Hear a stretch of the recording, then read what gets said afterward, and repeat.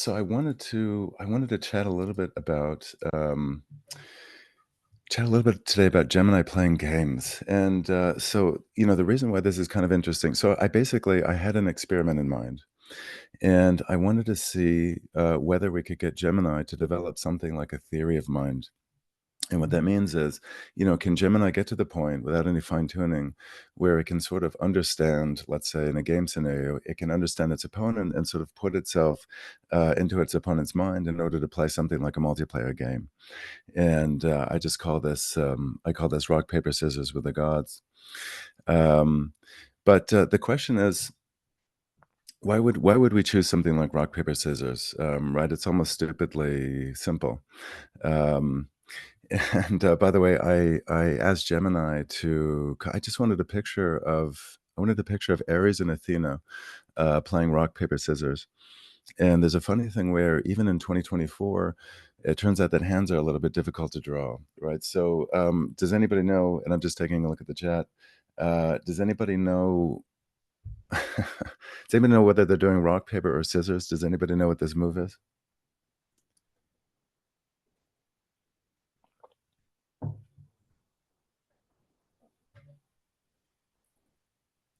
Scissors, yeah.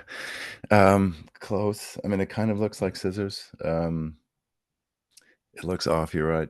So the funny thing is, I wanted rock, paper, or scissors. It's a bull. Yeah, that's true. It is, it is a bull. It turns out when I asked Gemini about it, Gemini said this is the I love you move, which I didn't realize that's part of the rock, paper, black metal. I didn't realize I love you is part of the rock, paper, scissors game, but it must be the deadly. And the funny thing is, by the way, if you've ever read like Homer's Iliad or whatever, Athena and Ares, their brother and sister, they're not exactly fond of one another, right? It's they're fighting all the time. Usually Athena wins. It's a little bit. Um, but anyway, so I chose rock, paper, scissors because it's mechanically simple. And the reason why that's interesting is that it turns out that LLMs have something like an attention span. And so when you oversaturate, let's say the attention span with prompts that are sort of too difficult, too complicated, the performance of the LLM actually breaks down. So in this case, I just wanted something simple so we could test this theory of mind hypothesis. Like I said, it requires a theory of mind. And then here's a question: how do people actually tend to play rock, paper, scissors? And so usually this is one of those cases where I wonder if it's possible. Oh, somebody mentioned the thumb has to be out for the I love you move. That's true. I wonder if it's possible to play rock, paper, scissors over chat. I'm gonna give it a shot. I don't know if anybody's I don't know if anybody's down, but ready. Rock, paper, scissors, chat. Let's see what happens. The latency is such that we probably can't play. Okay, scissors, scissors. Actually, interesting. All right. Actually, Nils, if you're down, let's play. Let's play another round. Ready? Rock, paper, scissors, chat. Okay, we got a bunch of rocks. Okay, finally. Okay, finally looks like. Okay, Nils, you won. This is great. So the strange thing about rock, paper, scissors that I didn't realize is that it's incredibly well studied in the sense that, there exists an optimal rock, paper, scissors strategy, which is a so-called like, mixed strategy Nash equilibrium. And nobody plays this way, by the way, but it turns out that if you play rock, paper, or scissors with equal probability, in some senses, this is optimal strategy.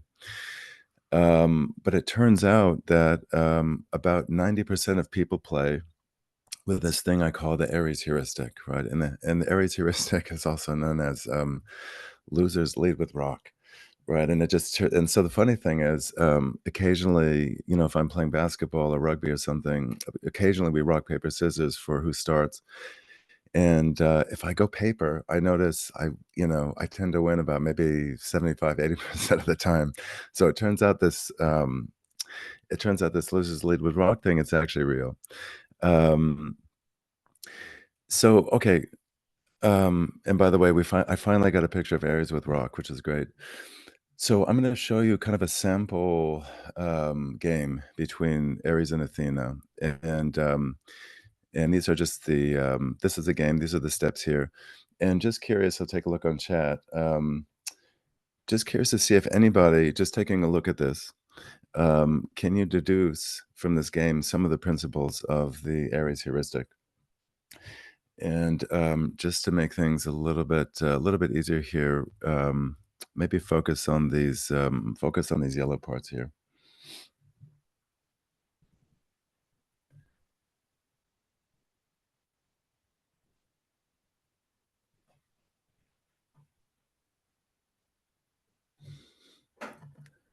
Those markets stay with the same answer. Yuri mentioned stay with the same answer. That's right. So in particular, Yuri, when does he stay with the same answer? Is a question.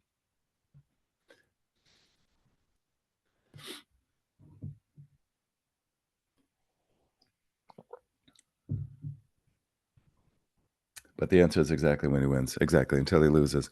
So the first part of the Aries heuristic is, if you win, you stay. And then conversely, maybe just check out these red parts and see if you can deduce this principle. Change when you lose, Sashi, exactly. So basically, first part of the Aries heuristic, stay when you win, switch when you lose. And then it turns out there's this third part, which just in blue here, you just start with rock or whatever, right? And so the question is, how would you take this and encode this into something like an LLM agent, right? That can actually play the game. And so I thought, you know what? I've been meaning to use this thing called CrewAI for a long time. And it's basically CrewAI is just this framework that allows you to write agents in kind of, let's say, kind of an intuitive way. And it's actually nice, right? So let's say we have this Aries agent here. And so what you do is you define a role. So Aries, Aries is a rock, paper, scissors player. Um, so he plays with this like brute force heuristic. And then here's my favorite part, the backstory. So this is where you fill in some of these details. You're the god of war, you're hilariously aggressive. You start with rock, and when you win, you stick, and when you tie, you cycle clockwise, they call it, to the next move. And so the interesting thing to notice about this so-called Aries heuristic is that it's in some sense this Aries heuristic is unilateral, right? So Aries basically follows this heuristic kind of regardless of what his opponent does. And in terms of the LLM, in terms of preserving, let's say, an LLM's attention span, this is kind of optimal, right? So, the LLM has a deterministic set of rules to follow, doesn't require really anything in the way of memory. And so just in terms of like an attention preserving heuristic, like this is kind of a classic example. But the problem is that it's also really simple. And by the way, just as an LLM, we'll choose Gemini, and we have these tools available. Great. So if this is the Aries agent, let's see what the Athena agent looks like. So the Athena agent is also a rock, paper, scissors player. Um, but in this case, she has a so-called strategic heuristic, right? So it's no longer brute force. And this is where things get a little bit interesting. So you're the goddess of wisdom, you're flawlessly strategic, sort of like Mary Poppins. You attempt to observe patterns in your opponent's moves and counter accordingly. So that's a little bit crazy, by the way, because so this is telling the LLM, as we play the game and as we collect a sequence of moves, in some sense, remember what happened over the last n moves, and not only remember what happened, but sort of use that to create a counterattack, right? And here's the thing, that that request in and of itself, it's almost enough to sort of exhaust the LLM's attention span. And so what I found, which was kind of funny, is that as the game progressed and as the number of moves increased, she would forget the rules of the game. And so in order to compensate for that, I basically had to remind her, hey, by the way, paper against rock and scissors against paper and rock against scissors. But there was a really funny thing where, despite the fact that she inverted the rules of the game, somehow she still actually, she still ended up winning, and somehow I don't know if it's because the game is symmetrical, but anyway, there's a funny thing with her entire logic was inverted, somehow still won, like, and a little bit crazy. And then lastly, and this also requires a non-zero amount of attention span, be volatile to avoid becoming predictable. So again, that's like this Nash equilibrium thing we talked about. Um, so, and we're using Gemini. So how did this work, by the way? How did Athena end up performing? So basically we have Aries in blue, we have Athena in red. And there's this really interesting thing where Athena pulls ahead in the beginning and like Aries can never catch up. And really, I mean, and by the way, this was reproducible over like, multiple runs of the game. And this to me is fascinating, right? So in some sense, what is actually going on? Is Athena developing something like a theory of mind for Aries? Is she sort of figuring, was it sort of blind luck? And so in order to answer that question, let's see if we can actually go into the chain of thoughts for the agent. So in some sense, I don't know if you've heard of this sort of chain of thought style reasoning, but basically, as the agents play the game, they have something like an internal dialogue, and if you sort of peer into that internal dialogue, you can kind of see what they're thinking and attempt to deduce how they're actually reasoning, right? So, so Aries is funny. He's playing scissors in order to show his strength and dominance. By the way, does anybody notice anything funny about this statement?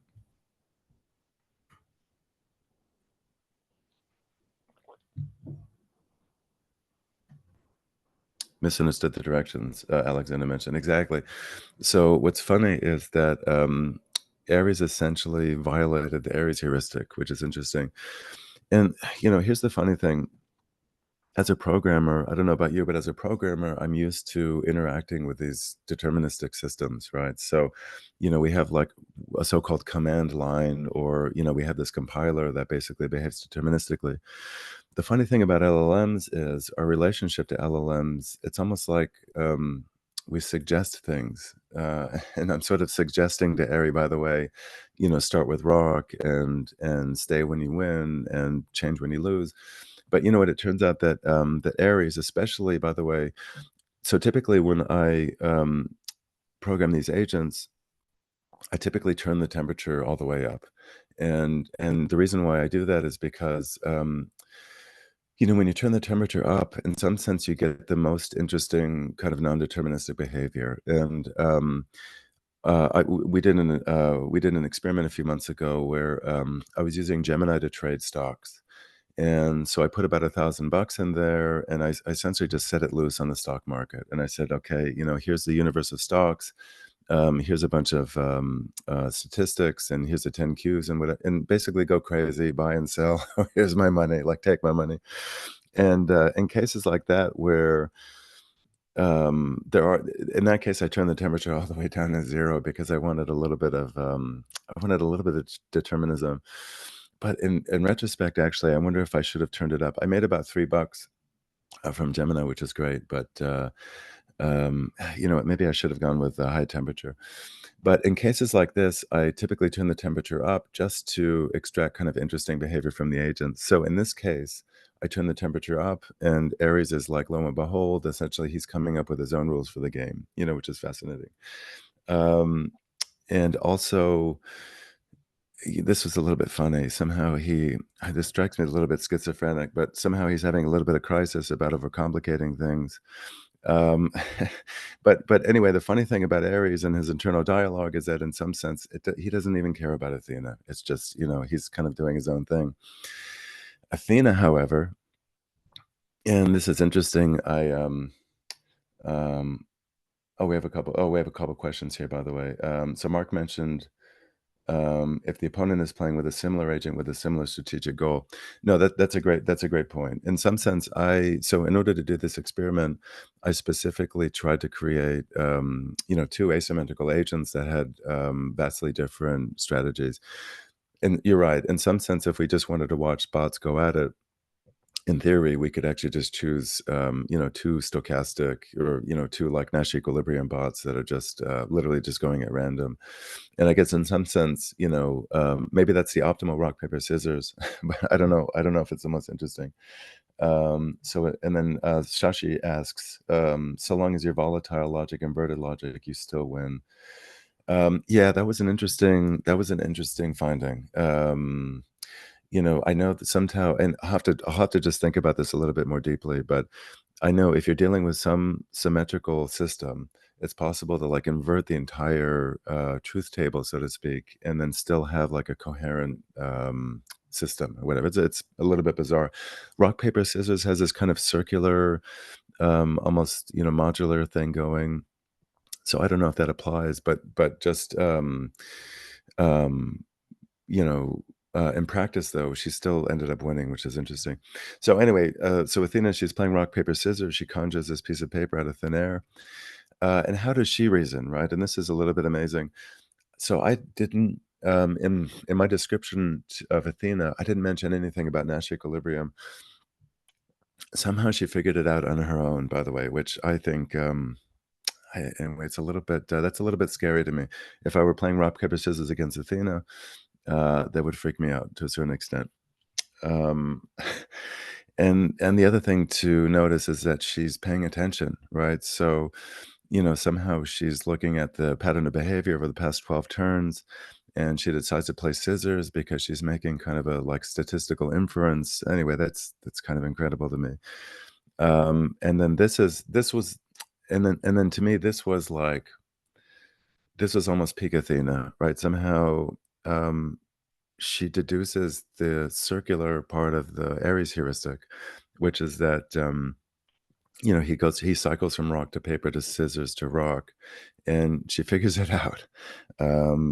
Which, basically, in other words, I think Athena basically proved that LLMs are capable of creating something like a theory of mind, and in these cases, which is a little bit interesting. Um, And Mark is asking, how do we observe the eternal dialogue? How nuanced can you observe its internal reasoning process? So basically, for every turn of the game, we literally just ask the agents to say what they're thinking, and in order basically to conserve attention span, um, in the prompt. So in this CrewAI prompt, we ask them to be relatively brief, right? And in some sense, you can tell them to be incredibly discursive, and you can tell them to like expand on their thinking. And in fact, you know what? In fact, Athena did that. In fact, one of the problems I had with Athena, by the way, is she would get into these recursive loops. And so the way theory of mind works, and imagine you're playing rock, paper, scissors, or chess, or poker, or even soccer, or whatever. In some sense, you're putting yourself in your opponent's mind, right? But in some sense, the theory of mind is recursive in the sense, and I don't know if you've seen like Princess Bride, but there's this famous scene where there's a poisoned chalice, and one of the characters, and basically, so this guy puts two chalices down, he puts poison in, and he asks this guy to pick, and he ends up going crazy because basically he's trying to put himself in his opponent's mind, back in his mind, and back in, and so there's this recursive thing where you can attempt to model your opponent's mind, modeling you, modeling him, modeling you, modeling him. And so Athena would go down this crazy rabbit hole where she would attempt to like, and the joke is that Aries doesn't care about Athena, but she would attempt to figure out, what Aries was thinking about Athena, thinking about Aries, thinking. So anyway, she would go on at length about in this recursive loop, and in order to break her out of this loop, sometimes I basically had to say, listen, your recursion depth is like don't go. Please don't go any more than 3. Like just call it quits. Um, but that's a great question. And then Alexander was asking, in terms of the LLM, you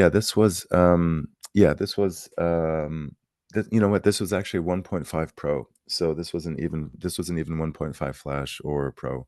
But really, I should redo this experiment with 1.5 Flash or Pro. And then the last thing here, and this to me is kind of miraculous. I didn't expect this going in. somehow Athena infers when she falls into something like a local optimum. And so she realizes that essentially she's doing the same thing again and again. And so what she'll do is before she makes a move, she'll replay the last move like n times until something else happens. And so until she shakes herself out of this local optimum. And the thing is, if you have a non-zero temperature, in this case temperature was 1.0, this will actually work. So she'll replay the last move n times, and she'll just do something crazy and then kind of move on with the game. But in some sense, when she does that, she's learning, which is really interesting. So when I did this experiment with a zero temperature, where all the moves were deterministic, in some sense, this didn't work because basically she would replay the last move n times, but she would get the same result simply because things were deterministic. But anyway, this was just this to me was something like a minor miracle, right? That she even sort of figured this out, and that was kind of anyway. That was one of the most surprising things. Um, and Dennis is asking, this may have been asked, but how does an emergent theory of mind relate to AI attention? Um, yeah, that's a great question. I mean, I think what I think what we're witnessing is something like an emergent theory of mind. Um, how does it relate to AI attention? That's interesting. I mean, in this particular case, it relates to AI attention in the sense that, let's say, and I don't know exactly what LLMs are going to look like in another generation. Think of how far they've come in a couple of years. Imagine what LLMs or whatever comes after LLMs. Imagine what they'll look like in 30 to 50 years or whatever. But currently, or given the 1.0 Pro sort of state of the art, um, the attention span for modeling theory of mind was relatively limited. Right, and so, if you ask the LLM to develop something like a theory of mind, and, Athena in this case has to go back like 12 steps, it'll cause her to forget, let's say, some of the rules of the game. And by the way, it may be possible to optimize for that a little bit with like fine tuning or whatever, and that's true. But in this case, I just wanted to see what we could get away with prompt engineering. But how the emergent theory of mind and attention span are related, at least like in 2024, it seems like attention span is to a certain extent like the limiting factor for how sophisticated your theory of mind could be. But by the way, maybe with things like 1.5 Pro, with these huge context windows, um, maybe the state of the art now is much different than it was even a few weeks ago. So that's a great question. How often did I let them play in total? Did something change in the strategy? I did a few hundred runs, uh, and I basically stopped, and it looked like, I mean, I think Athena either won or tied almost all the time, and so in some sense, it got a little bit repetitive. Um, I didn't notice any significant. I didn't notice anything significant changes in their strategy. But again, the games are something like, let's say, 12 to 20 moves, and the reason why I capped it at 12 to 20 was because it seemed like that was about all about all that Athena could remember at a given time. But maybe, let's say, maybe if you open up the context window to like 2 million tokens, maybe all of a sudden she can remember a few hundred, a few thousand moves, and uh, anyway, maybe something will happen. That's interesting. Um, can AI be made to ask for advice? Maybe. Okay, so let's just talk about the stack real quick. So a few things here. So the stack is I just used something called Petting Zoo, which was just this little deterministic game. It's this little thing that OpenAI put together, which is like kind of a training ground for AI, and it has like this. Essentially, what it gives you is this nice deterministic game loop. And so what I did is I plugged Aries into this game loop. I created this Athena agent, plugged her into the game loop, and then next the game loop speaks to these agents. Agents perform tasks, and tasks have like tools available. And then lastly, these tools make use of Gemini. And so this is kind of just in a nutshell. This is the stack here. And the interesting thing about this petting zoo part, at least, is that they have like I think there are hundreds of different games, and if I remember correctly, there's some forks of petting zoo that even have things like StarCraft and whatever. But here was one of my challenges, by the way. The latency of the LLM is so high that I don't, I wanted to do something crazy like StarCraft or whatever.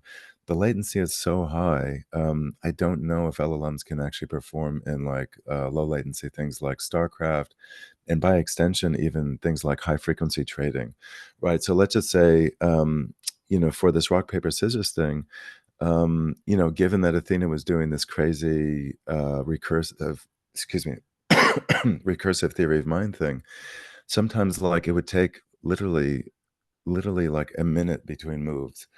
And for rock paper, that sounds absurd. Like if you were playing with another human and it took them a minute, like something's like off. And so I don't even know how you would incorporate an LLM into something like StarCraft. One of the things that occurred to me though, was that you could have an LLM do something like a high latency, kind of 30,000 foot, um, uh, kind of high level, basically some high level tactical or some high level strategic thinking.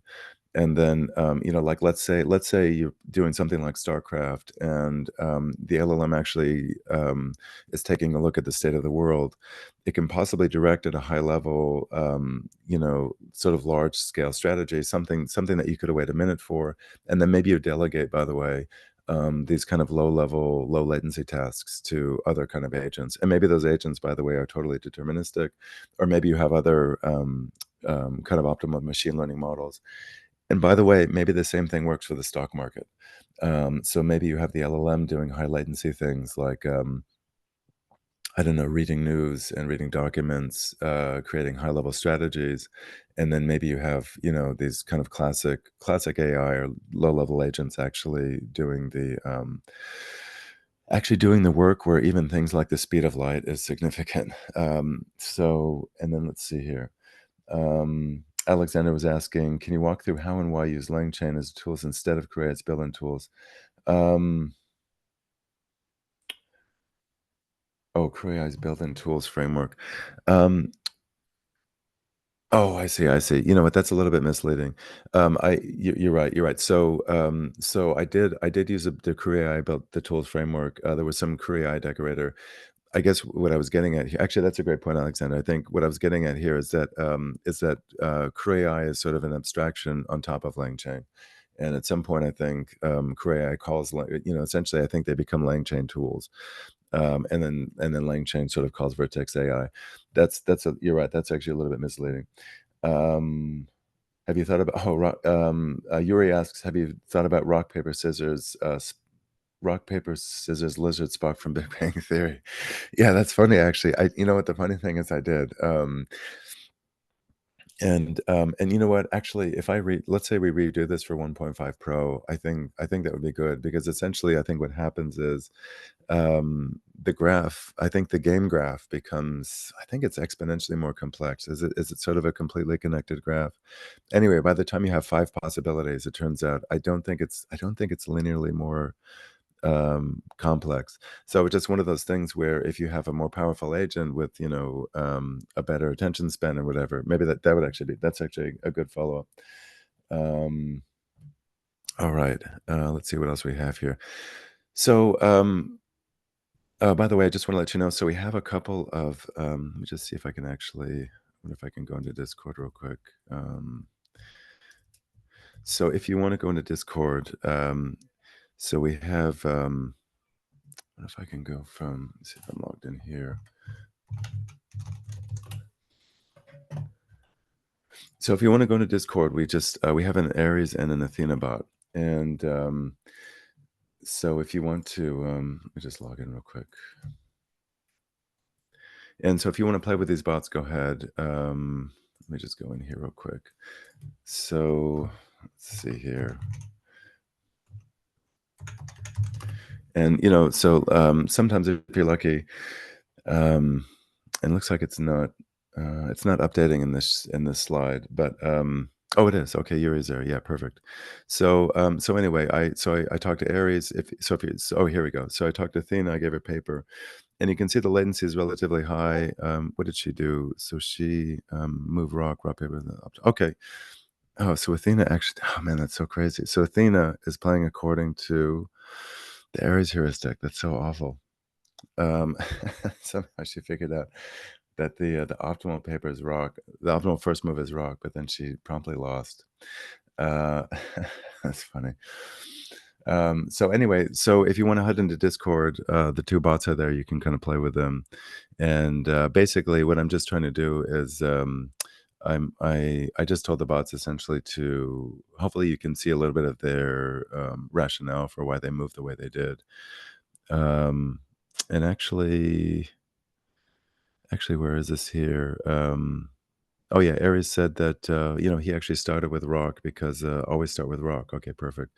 So anyway, you can see how they behave, and you can also see what the latency is, which is relatively high. Um, and then lastly, if you want to check out the code, so I just have this. We have this Gemini. Kind of Gemini workshops repository where I just put a lot of the code, and lastly, if you happen to be in Mountain View, or if you happen to be in the Bay Area, um, so I host this biweekly meetup at Google, and we really just get together every 2 weeks to talk about Gemini related things. This rock paper scissors experiment kind of came from the Gemini meetup. And so if you want to come by and kind of check out Google and just chat about things, feel free to come by. And really it's anyway, a little bit of snacks, a little bit of networking, a little bit of LLM related things. And with that, I guess that's about it. Bill, if you want to, I don't know if you want to unmute people, or if I'm happy to also take questions from the chat. But if you have any questions, please let me know. Yes, absolutely. Thank you so much. Thanks, Peter, for the great presentation, and thank you all for the questions. Yeah, feel free to, I think we have a few minutes, and feel free to post more questions in the chat. And let me, um, if you, okay, yeah, I give the permissions. If you want to speak to ask questions, you can just unmute yourself to ask questions. Okay, so let's see. By the way, Dinesh was asking, so what would happen if you change one of the outputs from Ari's in the chat history? For example, Aries says is rock Aries paper to Aries paper. I'm curious how confident or possibly even arrogant might be in sticking to the patterns despite changes in. Yeah, that's really interesting. Because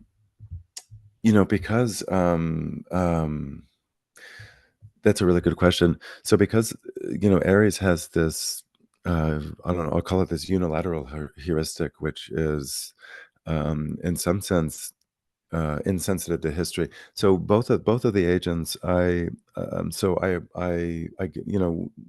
in the prompt that they get, I kind of embed the last n turns and the outcome of the last n turns, and so in theory, Aries has access to this information too. But you're right, typically chooses to ignore it. And it's Athena really that, because of her prompting, tends to, at least she attempts to kind of make sense of the history. But in this case, you're asking, what if we change one of the outputs and everything? Okay. Choose how confident or possibly arrogant might be. Yeah, that's really interesting. I mean, I think one of the things that tends to characterize LLMs is this strange, unwavering confidence in their own abilities to do things. Which when it comes to hallucination, I had this talk a while back where I was trying to figure out if hallucination was kind of a bug or a feature, right? And I think it turns out that in some of these like creativity cases, maybe the ability to confidently hallucinate things is actually a feature. If you're trying to do sort of poetry and music and whatever. But when it comes to factual things or factuality, maybe it's a little bit of a bug. I don't know, but yeah, that would be an interesting experiment actually. And then Yokeshwaran says, does having multiple players play same affect the game efficiency or outcomes of the game? Does having multiple players play the same AI rock paper scissors? Um,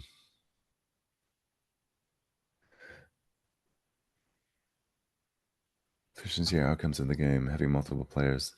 Um, by multiple players, you mean sort of multiple different agents? Yeah, that's a good question. Maybe that's something we'd have to test too. In some sense, when I ran this experiment, I specifically kept it simple in the sense that we just have two agents, and I kind of ran them through, a few dozen times, just, like somebody asked, just to see if there was any change in the behavior. But you're right. Maybe bringing in more would be interesting. Any meetups in Zurich? Yeah, you know what? We have one coming up in San Francisco, New York, and then I've been meaning to make it to Google Zurich, and I'll let you know if we get there. And then Brajesh asking, does Aries focus on following a strategic heuristic, or focuses on maximizing the reward even if it's against a heuristic? Um, that's a great question. He typically focuses on just applying the heuristic. And there are cases, like I said, where, if you tell an LLM what to do, it's kind of a suggestion more than a command.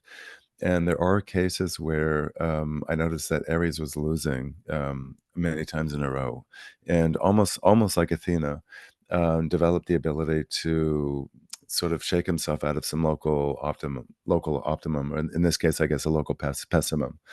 And I saw something where he said, "You know what? I've tried this n times and it hasn't worked. Let me try something new." But even after that event, would just sort of go back into the heuristic. And and then Mark asks, "What are your thoughts on extending this work further? What applications do you see for it?" That's a great question. I mean, so what I was thinking is anywhere where you have a stack where you have a mixed stack where you have different agents doing different things, like the high frequency trading. I think is a classic example, or the StarCraft case. Like, people have been trying to figure out where do LLMs fit in finance, right? For it seems like for a long time now. And maybe what this shows us is that it's possible to have something like a high level agent, even in some things like I don't know if it's possible, patient care or finance or something where maybe it requires something like maybe it requires something like a model of mind in order to read, let's say, maybe the sentiment of the market, and then delegate essentially to, I don't know, more efficient, sort of smaller models for actually doing kind of on the ground work. So I wonder if we can take this and extend it to anything really where the LLM has to understand people. And, maybe that's customer service, maybe that's sales, maybe that's finance, maybe that's, whatever. Um, and then, by the way, sorry, I've been reading from chat, but anybody want to unmute and ask a question?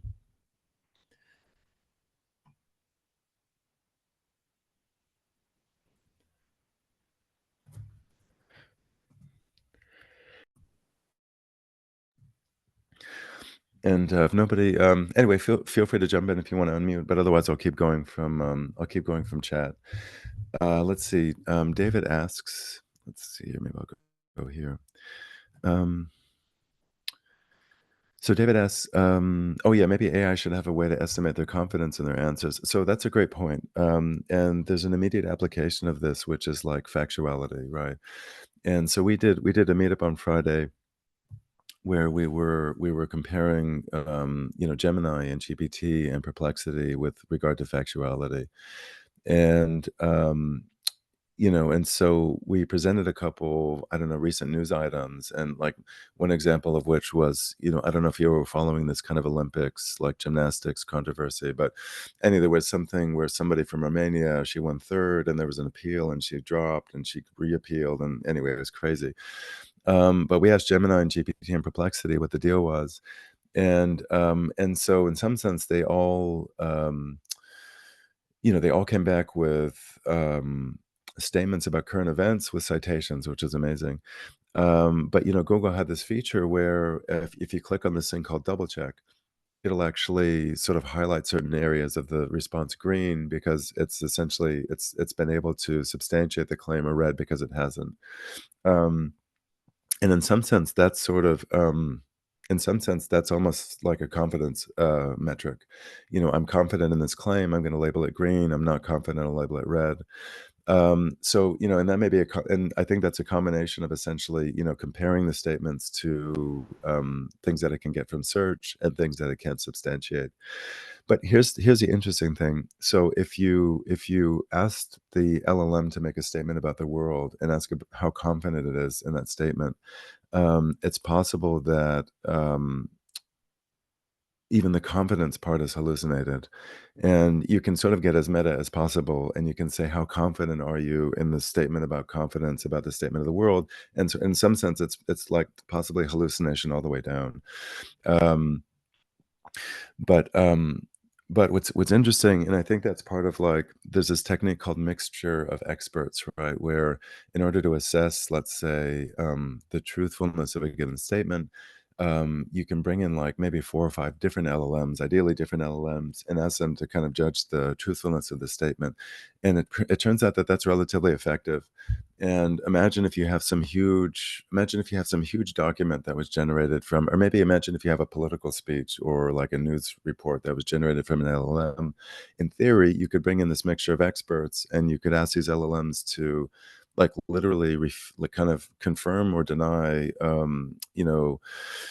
let's say the truthfulness of every single claim in that document. And maybe by the way, you just take majority wins. And so I think that's people, I think that's kind of a valid thing. I think people are doing research on that. Mumbai, Arian was asking about Mumbai, India. That's a great idea. Actually, I'll let you know if we do that. And then let's see, Yuri was asking, good resource for attempts to do optimization with LLM, simpler than a game, sort of one-person game against environment where LLM learns the rules. Yeah, actually, I wish I had a link right now, but I came across something like that where somebody was doing uh, sort of like a choose your own adventure sort of thing with the LLM, where it was human and LLM, and and the interesting thing about that is I think somehow the LLM and the human, they were creating the story as they went, sort of like almost laying the tracks as the train is going. And in some sense, I guess, and I think they went in without any preconceived notions about what a choose your own adventure game looks like. And somehow the idea was that they were going to converge on the rules for choose your own adventure. And so the interesting thing about that is that I think the rules change every time because it's this sort of emergent property of the game. But that's great. Let's see, Herman was asking, let's say you played 1,000 times on average, what would be the probability of any two of them be able to win against me? Oh, against a human. Yeah, that's a great, I guess it depends in some sense how predictable you are, right? If you're playing against Athena. Um, So with CrewAI, what's interesting is that they have there's 3 forms of memory built in. There's this kind of long-term memory, short-term memory, episodic memory. And so in theory, if Athena, and it's really just kind of an ad hoc form of RAG. But in theory, if Athena is sort of creating a kind of ad hoc database about your moves, maybe she'll be able to statistically predict what, maybe she'll be able to figure out your pattern of behavior. And, there's this really strange thing, by the way, where apparently humans aren't terribly good at like, like random numbers and stuff like that. And apparently if you ask somebody to generate 1,000 random numbers between 0 and 10, I guess there are these kind of like well-defined patterns. And so, you know what, maybe Athena could, maybe she could deduce your heuristic. I don't know. Um, Arian was asking, is there a possibility later down the line, instead of Athena, Ares winds up winning? Maybe it's like let's say instead of 12 to 20 moves, maybe I go into 1,000 moves, and and maybe Athena. There were cases where Athena would lose simply by default because she would go into this recursive theory of mind cycle, and in some sense would actually just refuse to move. And let's say the game has a timeout. Yeah, in theory, she could still sort of lose by default. Your stock experiment was a separate experiment. Can you share any details and insights? Yeah, you're right, Shashi. The stock experiment was separate. Yeah, it's basically I made so I made a bunch of metrics available to the LLM. Things like closing price, some of these metrics like Golden Cross and MACD and all these things. And so I presented the LLM with a bunch of metrics and also some relevant tweets and news articles. And I literally just said, and I made them available across like all the literally I did some filtering, like to filter out some noisy stocks, but I did it, across everything that had like some threshold some minimum threshold of volume for that day. And I just said, given these metrics, given these tweets, these news articles, would you buy or sell? And if so, how much? And they literally just did that N times, and, and the thing that was a little bit disappointing was that, I, in some sense, had to do a lot of work to, gather all the metrics, and, the LLM, like, the magic that it basically added was, you're right, it could sort of do some sentiment analysis, but essentially it was following these relatively well-defined rules that you could do deterministically, which was, if this thing called the golden cross exists or whatever, buy, and if RSI is over something, you sell and whatever. So there has to be some magic there, I think, with the LLMs, and maybe it's something like the LLM reads, I don't know, gigabytes of like PDFs, and gives you and figures out some magic that's difficult for more primitive models, maybe based on earnings reports and whatever. So I feel like I didn't tap the LLM there totally, but I did end up making some money. And by the way, Bill, I know we're almost out of time. Go ahead and cut me off when it's time to go. Um, let's see. Shashi says, coming back to rock, paper, scissors, was this part of your AI observability efforts? Yeah, in some sense. In some sense, like I said, I just had this hypothesis I wanted to test that, the LLMs could do something like theory of mind. And this observability thing, which is really just chain of thought, I think that's kind of a standard thing. Let's see here. So Mahendra says, student from an arts background. Okay, knowledge about during your experiment temperature through Gemini. So yeah, so about temperature. So really, temperature is just this number between 0 and 1, and in some sense, you can think of it as just the amount of randomness in the LLM's response. And so if you have a really high temperature, the LLM will do unexpected things, and sometimes you want that, by the way. Maybe if you're writing stories or if you're doing this or that, the downside of a high temperature is that if you have deterministic things, like let's say you're asking the LLM to write code, it could be that if you turn the temperature way up, it actually begins to play with the syntax of the code, and maybe something happens where like it gives you Python or C++, which is like syntactically not correct. So anyway, there's kind of pros and cons, which is interesting. And then Bill, how are we doing, by the way? Are we out of time? Or Yeah, yes, I think we have a couple of minutes left. okay, should I take a couple more questions, or what do you think? Yes, go ahead. Okay. Okay, so By the way, Mahendra can I Safar, take over yeah. your screen? I have like a one Oh, survey sure, sure. QR code I want Oh, to please share. do. Please do. Okay, Oh, yeah, yeah. Let me cancel the sharing. great. Thank you. Yeah. Yeah, yeah, please do. Okay, real quick here. Okay, so Philip said, let's see. Philip said, lost it for a second here.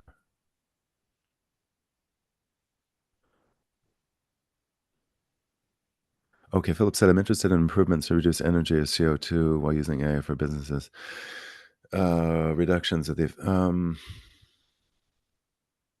Yeah, I mean, I think in some sense, I mean, LLMs are also subject to Moore's law. So in theory, and as the models get better, I think in some sense they become more efficient, right? But so I think there's that. But yeah, it's an interesting optimization problem. You're right. As the models get bigger, they consume more energy. Um, you know, I don't know. Some people think of nuclear as green. Does that mean we need nuclear again? Do we need nuclear to power like LLMs or whatever? I don't know. It's a great question though. But the good news is, I think as the hardware and the models become more efficient, hopefully they end up using less energy. Um, okay. Let's see. Why Playton says, every time I ask, "Are you sure?" Double check. It always apologizes and start responding. How does that work? Does it add some context under the hood? Choose another yeah, it's kind of interesting. I mean, so if you, right, so if you tell an LLM to kind of reevaluate, what it's thinking, um, yeah, you're right. I mean, it's a really fascinating, phenomenon. So, yeah, if you ask an LLM, "Are you sure?" You know, it'll sort of apologize and possibly either restate the same thing or do something different. I think part of that maybe somehow is part of its learned behavior through, I mean, the LLM learns how humans interact on the internet essentially, for better or for worse. And there's a really funny phenomenon, I don't know if you know about this, but it turns out that if you are polite to LLMs, right, this is weird, you get better results, right? And so when I'm dealing with Gemini or any of these LLMs, superstitiously, I basically say please and thank you, you know, and I don't know if that's superstitious or not, but in theory, you actually get better results.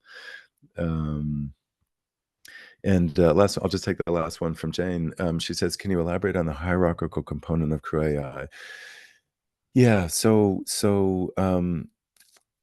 in theory, maybe not so much in this case, because really we had two agents interacting with one another, and playing this multiplayer game. But you could see any other problem where, let's say, like there was another case where I wrote some crew AI agents to do a podcast.